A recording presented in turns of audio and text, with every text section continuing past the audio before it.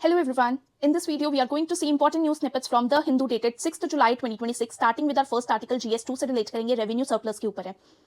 Revenue surplus एक हम layman terms में देखें तो क्या होता है, रेवेन्यू रिसिप्ट्स का ज्यादा होना as compared to revenue expenditure.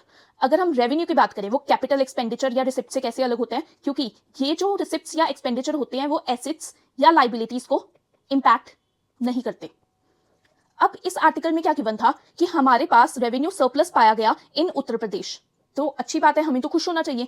लेकिन ये जहां पे फिस्कल स्ट्रेंथ दिखाता है वहीं पे ये रिफ्लेक्ट करता है अंडर स्पेंडिंग को। इसको हम यूज कहां कर सकते हैं, इसको हम यूज कर सकते हैं फिस्कल फेडरलिज्म में, और वहां पे बता सकते हैं कि कैसे अंडर यूटिलाइजेशन ऑफ फंड्स चल रहा है। एग्जाम्पल में हम उत्तर प्रदेश लिख सकते हैं जिसने अभी रिसेंटली रेवेन्यू सरप्लस शो किया, लेकिन ये सिर्फ रेवेन्यू सरप्लस शो नहीं होता, रिफ्लेक्ट करता है अंडर स्पेंडिंग को भी। डेटा पॉइंट गिवन है कैट की रिपोर्ट में, लेकिन ये डेटा तो याद रहेगा नहीं, तो हम क्या याद रखेंगे कि जितना भी इनके पास सरप्लस है, ये अकेला उत्तर प्रदेश का surplus is equal to 50% of 13 states surplus. मतलब कि 13 स्टेट्स के सरप्लस को अगर मिला दें और उनका 50% कर दें तो वो अकेला यूपी का सरप्लस है। इससे क्या डिपिक्ट होता है, परसिस्टेंट अंडर स्पेंडिंग, ना कि सुपीरियर फिस्कल मैनेजमेंट। तो हमें इससे लेसन क्या लेना है, लेसन ये लेना है कि हमें बजट की एग्जीक्यूशन के ऊपर फोकस करना चाहिए, ना कि आउटकम के ऊपर। हम सिर्फ यहाँ पे देख रहे हैं कि सरप्लस हो रहा है और सरप्लस में हम खुश हो रहे हैं, लेकिन एग्जीक्यूट हुआ है क्या, नहीं, ये तो अंडर स्पेंडिंग हो रही है। इससे इंप्लीकेशंस क्या होती हैं, सबसे पहली वीक इंफ्रास्ट्रक्चर क्रिएशन, क्योंकि यहाँ पे हम सरप्लस शो कर रहे हैं लेकिन रियल इंफ्रास्ट्रक्चर क्रिएशन वीक है। Then lower investment and growth potential, अगर हम कंपेयर करें महाराष्ट्र के साथ तो वहां पे बेटर बजट यूटिलाइजेशन है और इसीलिए रेवेन्यू डेफिसिट है। हमें यहाँ पे नोट करनी है कि रेवेन्यू डेफिसिट अगर कंट्रोलेबल लिमिट में है तो ये हमेशा खराब नहीं होता, अच्छा भी होता है, लेकिन वो कंडीशन है कि वो कंट्रोलेबल लिमिट में होना चाहिए। तो हमने यही देखा महाराष्ट्र के बजट में, जहां पे प्रॉपर यूटिलाइजेशन हो रहा है और वहां पे रेवेन्यू डेफिसिट भी आया है। अगर हम यूपी का देखें तो वहां पे सरप्लस तो है लेकिन हमारे पास प्रॉपर यूटिलाइजेशन नहीं है। बस इस वाले आर्टिकल में यही गिवन था। इसका अगर हमने क्रक्स देखना है तो हमें हेडलाइन सरप्लस फोकस, मतलब जो भी हेडलाइन के ऊपर आता है ना कि इतना कम हो गया, उस पर फोकस हटाकर हमें इफेक्टिव एक्सपेंडिचर के ऊपर फोकस करना चाहिए। हमारे पास आर्टिकल आता है GS2 से, डिजिटल गवर्नेंस से रिलेट करेंगे। हमारे पास आता है child sexual exploitative and abuse material. News क्या है, न्यूज इज नोटिस भेजा है मिनिस्ट्री ऑफ इलेक्ट्रॉनिक्स ने मेटा को, क्योंकि इंस्टाग्राम पे पेड एड्स में देखा गया ये मटेरियल को प्रमोट करते हुए। अब वहां पे एड आई, वहां पे एक लिंक था, जब लिंक को क्लिक किया तो वो रीडायरेक्ट हो रहा था टेलीग्राम चैनल्स के ऊपर फॉर परचेज। अब इसके ऊपर मिनिस्ट्री ने अकाउंटेबिलिटी मांगी है। इश्यूज क्या रेज होते हैं प्लेटफॉर्म अकाउंटेबिलिटी के ऊपर, जो एल्गोरिदम्स होती हैं मे अनइंटेंशनली एम्पलीफाई हार्मफुल कंटेंट, जैसे कि पेड एड्स वगैरह हमने जैसे इसमें देखा। बात देखें तो Telegram is a part of dark web, pirated content, ऐसा अनऑफिशियल इलीगल कंटेंट टेलीग्राम के ऊपर बहुत जल्दी स्प्रेड होता है। तो इससे क्या प्रॉब्लम है डार्क वेब की। बात करें तो रेगुलेशन चैलेंज, हमारे पास कितने यूजर्स हैं, 3.5 बिलियन यूजर्स हैं जो ये सारे ऐप्स को यूज कर रहे हैं, तो हम कैसे रेगुलेट कर सकते हैं इनको। एंड नेक्स्ट बात करें child safety and psychological impact, अगर ऐसा मटेरियल वायरल होता है तो लॉन्ग टर्म ट्रॉमा क्रिएट हो सकता है for the victims. Legal framework की बात करें, इंडिया के पास कौन कौन से एक्ट्स हैं जिसके तहत यहाँ पे पनिशमेंट मिल सकती है। IT एक्ट 2000 सेक्शन 67B जो पनिश करता है publishing and transmitting child sexual content, ये इंपॉर्टेंट है। पॉस्को एक्ट की बात करें तो वो क्रिमिनलाइज करता है child sexual abuse and exploitation, ये भी इंपॉर्टेंट हो जाएगा। IT रूल्स 2021 की बात करें तो वो ड्यू डिलिजेंस प्रोवाइड करता है इन सारी प्लेटफॉर्म्स के लिए and should must remove unlawful content within timelines. और ग्लोबल लेवल पर बात करें तो हमारे पास आता है UN convention on rights of childs. Conclusion की बात करें तो हमारे पास ये बहुत इंपॉर्टेंट है और मतलब न्यू है, यूनिक है, हम लिख सकते हैं इसको, फोटो DNA। इसको हम कहीं पे भी यूज कर सकते हैं, वैसे तो ज्यादातर ये ऐसे चाइल्ड के रिलेटेड कोई सेक्सुअल कंटेंट अगर स्प्रेड हो रहा है उस पर यूज होता है। फोटो DNA वर्क करता है डिजिटल फिंगरप्रिंट्स के जैसे। अब यहाँ पे क्या होगा कि एक फोटो है उसको ब्लैक एंड व्हाइट किया जाएगा एंड उसके बाद उसको एनालाइज किया जाएगा और वैसे ही सेम फोटोज अगर स्प्रेड हो रही है तो वो रिमूव कर दिया जाएगा। एक नेक्स्ट आर्टिकल हम GS2 से रिलेट करेंगे, मैटरनल हेल्थ से रिलेट करेंगे, decline in exclusive breast feeding in India. अब ये आर्टिकल हमारे पास इंपॉर्टेंट हो जाता है क्योंकि ये मैटरनल हेल्थ से है, और कोई भी हमारे पास अगर टॉपिक आता है मैटरनल हेल्थ का या विमेन का और इवन चाइल्ड का, कि उन चाइल्ड की हेल्थ का, तो वो हम यहाँ से डेटा उठा सकते हैं। जैसे कि एक्सक्लूसिव ब्रेस्ट फीडिंग की बात करें तो first 6 months is very crucial. इसका सिग्निफिकेंस है that it provides antibodies, protect from diarrhoea, pneumonia, ensure करता है ब्रेन डेवलपमेंट, न्यूट्रिशन। तो हम इसको कहाँ लिख सकते हैं, जब हम लिखेंगे कि स्टंटिंग वगैरह क्यों पाई जाती है छोटे बच्चों में, तो इसका रीजन ये भी हो सकता है। अब ये इंपॉर्टेंट क्यों हो जाता है, क्योंकि NFHS 6 रिपोर्ट ने बोला है कि ये हमने डिक्लाइन देखा है, नियर अबाउट 10% डिक्लाइन हो गया as compared to NFHS 5। Institutional deliveries की बात करें तो हमारे पास 90% इंस्टीट्यूशनल डिलीवरीज हैं, रूरल में भी डिक्लाइन हुआ है एंड अर्बन में भी डिक्लाइन हुआ है। तो ये कुछ डेटास हैं जिनको हम यूज कर सकते हैं। लेकिन what are the reasons for decline? सबसे पहला है economic constraints, early return to work, क्योंकि ज्यादातर लेबर फोर्स क्या है, इनफॉर्मल है, डोमेस्टिक वर्कर्स हैं, फैक्ट्री वर्कर्स हैं, तो उनको अर्ली रिटर्न करना पड़ता है काम के लिए, सोशल सिक्योरिटी बेनिफिट्स नहीं है उनके लिए। इनफॉर्मल सेक्टर है, हमारे पास near about 17 crore women are in unorganised sector. तो अगर अनऑर्गेनाइज्ड है तो उनके पास maternity leave, work place support ऐसा कुछ नहीं है, क्रैच फैसिलिटीज नहीं होंगी, तो इसकी वजह से। थर्ड बात करें चेंजिंग सोशल स्ट्रक्चर, इसमें हमने देखा है rising trend of nuclearization. Nuclearization का मतलब कि न्यूक्लियर फैमिलीज बहुत ज्यादा बढ़ रही है as compared to joint families. तो इससे क्या होगा, lack of care giving support, ठीक है, this is because of migration, urbanisation. Fourth बात करें तो मेडिकल एंड इंस्टीट्यूशनल फैक्टर्स भी आ जाते हैं, राइज इन सी सेक्शंस, तो इसकी वजह से डिले हो जाती है start of breast feeding. Fifth बात करें तो मार्केट फोर्सेस, अभी हमने देखा है कितने सारे इन्फैंट फॉर्मूलाज आ गए हैं, तो उनकी जो एग्रेसिव प्रमोशन होती है, इवन की हॉस्पिटल्स में इनकी प्रमोशन की जाती है, जिसकी वजह से ज्यादा शिफ्ट हो रहा है फॉर्मूला मिल्क के ऊपर। एंड सिक्स्थ बात करें तो अवेयरनेस एंड सपोर्ट गैप्स है। गवर्नमेंट के कुछ इनिशिएटिव्स गिवन है, ये आप लिख सकते हो, जैसे कि प्रधानमंत्री मातृ वंदना योजना। उसके बाद बात करें इन्फैंट मिल्क सब्सटीट्यूट्स एक्ट, जो रिस्ट्रिक्ट करता है फॉर्मूला मार्केटिंग को, ये इंपॉर्टेंट हो जाता है क्योंकि ये थोड़ा डिफरेंट है। एंड मेटर्निटी लीव्स की बात करें, अब आप मुझे बताओ हमारे DPSP में कौन सा आर्टिकल मेटर्निटी रिलीफ के बारे में बात करता है। नेक्स्ट आर्टिकल हमारे पास GS3 से आएगा, इकोनॉमी से आएगा, ये EPFO की बात कर रहे हैं। EPFO में कुछ रिसेंट चेंजेस आए हैं, कुछ रूल्स लेकर आए हैं। क्या है रूल्स? रूल्स हमारे पास आए हैं new employees provident fund, employees pension scheme, employees deposit linked insurance rules. अब इन तीनों पे रूल्स आए हैं। अब इन तीनों का हमें थोड़ा सा डिफरेंस देखना है क्या है। सबसे पहले एम्प्लॉइज प्रोविडेंट फंड, इसका क्या मतलब हुआ? मतलब कि रिटायरमेंट के लिए जो भी आपने सेविंग्स की है वो आपको लमसम मिल जाएगी, जैसे कि PF काटते हैं ना, तो वो PF क्या होता है, यही होता है, तो ये मिल जाएगी। सेकेंड बात करें एम्प्लॉइज पेंशन स्कीम, ये जब आप रिटायर होगे उसके बाद जो पेंशन प्रोवाइड करेंगे वो है एम्प्लॉइज पेंशन स्कीम। और थर्ड है एम्प्लॉइज डिपॉजिट लिंक्ड इंश्योरेंस, ये इंश्योरेंस है अगर किसी की डेथ हो जाती है इन सर्विस तो उनकी जो नॉमिनीज हैं उनको मिलता है। अब इसमें क्या डिस्टिंक्शन है, जब हमारे पास एम्प्लॉइज प्रोविडेंट फंड आता है, यहाँ पे कौन पे कर रहा है? एम्प्लॉयर पे करेगा, एम्प्लॉय पे करेगा। और अगर हम बात करें एम्प्लॉइज पेंशन स्कीम की तो यहाँ पे सिर्फ एम्प्लॉयर पे करेगा।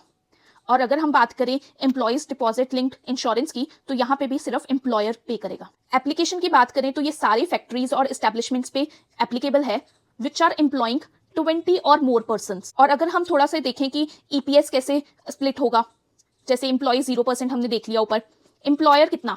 एम्प्लॉयर करेगा, टोटल एम्प्लॉयर करेगा 12%, उसमें से 12 में से 8% मतलब 8.33% टू बी प्रिसाइज जाएगा EPS में, मतलब कि पेंशन स्कीम में, और रेस्ट जो 3.67% है वो कहाँ जाएगा? वो जाएगा EPF में। और गवर्नमेंट भी सपोर्ट करती है विद 1.16% सपोर्ट। जो हमारे पास लास्ट आता है ये इंश्योरेंस स्कीम वाला, यहाँ पे सिर्फ और सिर्फ एम्प्लॉयर पे करता है। लेकिन प्रॉब्लम क्या है, न्यू रूल्स ने क्या किया? आर्टिकल बोल रहा है कि न्यू रूल्स ने कुछ भी चेंज नहीं किया, जो भी था उसको सिर्फ फॉर्मलाइज कर दिया। जैसे कि एक एग्जाम्पल उन्होंने दी, वॉलेंट्री 15,000 से ज्यादा अगर आप पे करना चाहते हो PF में तो आप कर सकते हो, बस इस चीज को उन्होंने फॉर्मलाइज कर दिया। प्रॉब्लम क्या आती है, सबसे पहले ये जो EPS मिलता है ना, ये सिर्फ 15,000 से कम वालों को मिलेगा। मतलब कि अगर आपकी इनकम फॉर एग्जांपल 25,000 है तो आपको जो पेंशन मिलेगी वो आपको 15,000 के ऊपर ही मिलेगी, ये 25,000 के ऊपर पेंशन नहीं मिलेगी। तो इससे प्रॉब्लम क्या है, इन्फ्लेशन को काउंट नहीं कर रहे हम। ओल्ड एज इनकम इनसिक्योरिटी है। EPFO एनुअल रिपोर्ट की बात करें तो nearly 45% of EPFO pensioners get 1,000 rupees और लेस। सेकेंड बात करें तो EPS की कैलकुलेशन में हम सैलरी जिनकी भी 15,000 से ज्यादा है उनको हम इग्नोर कर देते हैं, उनको हम नहीं लेते। तो अगर हमने इस आर्टिकल से कुछ सीखना है तो हमने ये 3 स्कीम्स सीखनी है। इनका हम एग्जाम्पल दे सकते हैं जब भी हम लिखेंगे कि क्या सोशल सिक्योरिटी बेनिफिट्स हम प्रोवाइड करते हैं। और सेकेंड चीज हम लिख सकते हैं इनके ये इश्यूज देख सकते हैं। नेक्स्ट आर्टिकल हम GS3 से रिलेट करेंगे, फिशरीज सेक्टर से रिलेट करेंगे। यहाँ पे बात की है real crisis of Indian fisheries. Fisheries हमें क्यों इंपॉर्टेंट है, क्योंकि ये सपोर्ट करती हैं millions of small scale fishers को। ये की कंट्रीब्यूटर है to the nutritional security, employment generation, export earnings and blue economy. और इस आर्टिकल का अगर हमने क्रक्स देखना है तो हमारे पास एक रिपोर्ट आई है central marine fisheries research institute के द्वारा, जिन्होंने बोला है दैट 91% हमारी जो फिशरीज हैं वो क्या है, सस्टेनेबल है, मतलब कि गुड कंडीशन में है। और ये आर्टिकल इसी के बारे में कंटेंशंस जारी करता है कि अगर इतनी अच्छी है तो हमारे पास फिर भी इतने कंसर्न्स क्यों हैं। अगर हम कंसर्न्स की बात करें जो आर्टिकल में डिस्कस हुए हैं, ये रिपोर्ट जो है वो fails to capture declining fish populations, habitat destruction and overall marine ecosystem health. ये रिपोर्ट ये चीजें कैप्चर नहीं कर रही है, ये ओवर एस्टिमेट कर रही है। हमारे पास इकोसिस्टम डिस्ट्रक्शन हो रही है क्योंकि हम डिस्ट्रक्ट कर रहे हैं अपने मैनग्रोव्स को, रिवर डैमिंग हो रही है, कोस्टल पॉल्यूशन हो रहा है। इसकी वजह से हमारा जो कोस्टल इकोसिस्टम है वो डिग्रेड हो रहा है। पर लेकिन ये रिपोर्ट तो हमारी अच्छी कंडीशंस बता रही है। थर्ड बात करें तो मैकेनाइज्ड ट्रॉलिंग हो रही है, जिसकी वजह से सी बेड डिस्ट्रक्शन हो रहा है। ये ट्रॉलिंग क्या है, ये मशीन के साथ जो फिशिंग करते हैं बिल्कुल डीप तक जाती है वो नेट, तो इससे सी बेड डिस्ट्रक्शन हो रहा है। फोर्थ बात करें तो impact on small scale fishers, क्योंकि कुछ ही लोग ये मैकेनाइज्ड ट्रॉलिंग कर पाएंगे, तो अगर जो नहीं कर पाएंगे वो पीछे रह जाएंगे। अगर वो पीछे रह जाएंगे तो उनकी क्या होगी, उनकी इनकम्स कम हो जाएंगी। फिफ्थ बात करें तो ये तो नॉर्मल है, वीक कोस्टल गवर्नेंस, हर जगह पे हमारी एनफोर्समेंट वगैरह वीक ही है।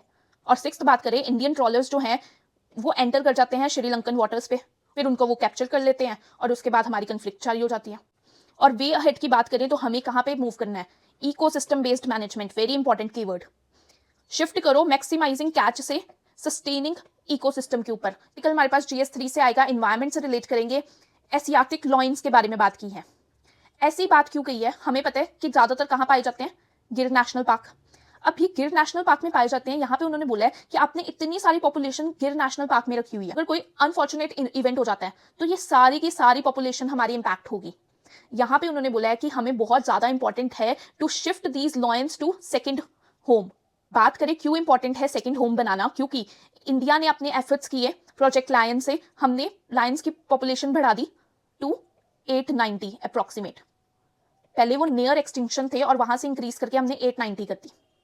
अब लेकिन सारी की सारी पॉपुलेशन कहाँ पे है, गिर गुजरात में है। और अगर ऐसा कुछ हो जाता है तो सिस्टमैटिक एक्सटिंक्शन के चांसेस बढ़ जाते हैं। ये कीवर्ड यूज कर सकते हैं, कंजर्वेशन सिक्योरिटी। इसका क्या मतलब, इसका मतलब है we need to focus on long term survival. सिर्फ नंबर्स नहीं देखने हैं, हमने इंश्योर करना है दैट लॉन्ग टर्म सर्वाइवल हो। कंसर्न्स की बात करें तो पहला क्या कंसर्न यही आएगा कि गिर में है तो सिंगल हैबिटेट वल्नरेबिलिटी बढ़ रही है। इससे क्या हो रहा है, अभी हमने देखा था बबेसिया डिसीज, कितनी सारी डेथ्स हुई। तो अगर वो एक ही जगह पे होंगे तो उनको इम्पैक्ट ज्यादा पड़ेगा, हर एक पॉपुलेशन तक फैल सकती है वो। नेचुरल डिजास्टर्स, अगर वहां पे कोई ड्रॉट्स आ गए या फिर एकदम से अर्थक्वेक आ गया तो क्या होगा, सारी पॉपुलेशन ही यहाँ पे है तो सारी की सारी पॉपुलेशन इफेक्ट होगी।